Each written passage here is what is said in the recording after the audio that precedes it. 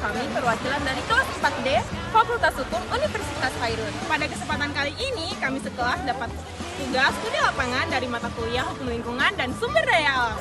Pada mata kuliah ini, kami dibimbing oleh 4 dosen. Yang pertama, Ibu Dr. Siti Barola Sinai, SHMH. Yang kedua, Bapak Dr. Rusdin Alaludin, SHMH.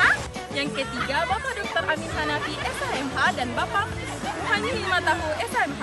Pada studi lapangan ini adalah pembersihan lingkungan di sekitaran Kota Ternate, dan kami memilih Kelurahan Tobololo di Pantai Tobololo.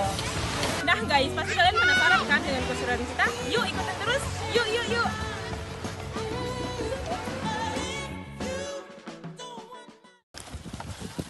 Adit